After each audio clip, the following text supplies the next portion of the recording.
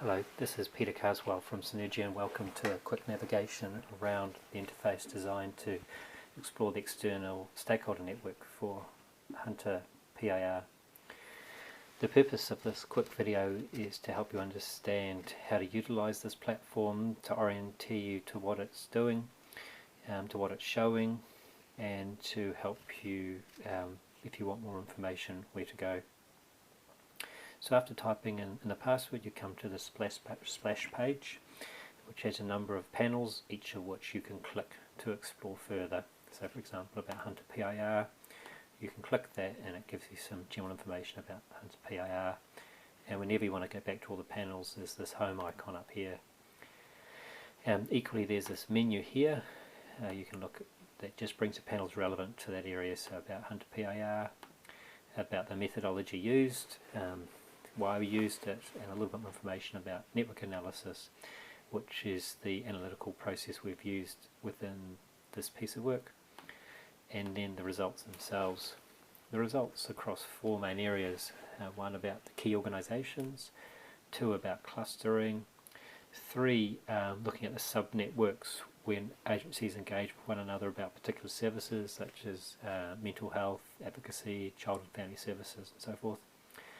And then finally, some results of a qualitative question about barriers that people perceive when wanting to engage in collaborative relationships. If we dive straight in and look at the network about identifying key agencies, so some text about it and the three different measures that are used, those that are influential, brokers and hubs, which can be viewed here within these buttons, so influencers, brokers, hubs. And you can see each time it changes, so the size of the circle for different agencies change, and the colour. So the deeper blue and the larger they are, the more they are key. So if you look at brokers, there are a few key agencies that are brokers, and brokers are those agencies that are disconnected agencies. How you might utilise this yourself is either by highlighting on an agency, clicking on it and seeing who works with them and who they're working with. Another way is just type in the name of an agency here. So let's just go near my PIR, and it'll bring near my PIR up here. We'll just reduce that down a bit. Or a third way is this little magnifying glass here. If you click on that, it'll bring up a way to focus in, particularly on some of these smaller dots if you're wondering who they are.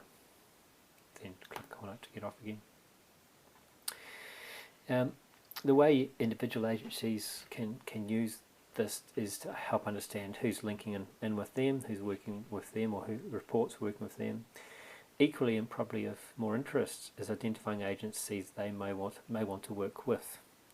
So if we look at, say, just bring that out a bit.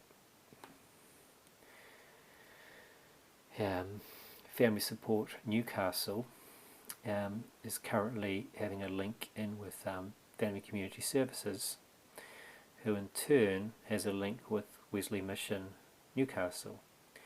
So if Family Support Newcastle wishes to have some collaborative work with Wesley Mission Newcastle, they can do that through an agency they're already linked with, the Family Community Services. So it helps you understand pathways you might work through using your existing networks. It's always easier to get engaged in an agency through your partners than going direct. Equally, of course, Hunter PIR and the program more generally can use this to identify the areas they want to build further networks. If we just go back to the home button again and scroll down to this one, how do the organizations cluster, you may want to use this to see which group are you clustering within. This is using social network analysis methodologies. So for example, if you are Hunter Valley Community Mental Health Service, you're in this green cluster, so you're more likely to work with other green agencies than non-green agencies. So green cluster 1, so we click on cluster 1, and here we can see all the agencies, just bring that down a bit again, that are in cluster 1 and defined by their size indicates how central they are within this particular network. There's some other stuff there you can play around with, and at the end there's some conclusions which talk about the results overall and some actions, and these are really for Hunter PIR to consider. So thanks for that quick overview. If you want more information about network analysis, there's this panel here. What is network analysis? Tells you a little bit about it. And then there's a website you can go to for more information, and indeed an email to Juliet if you want more information.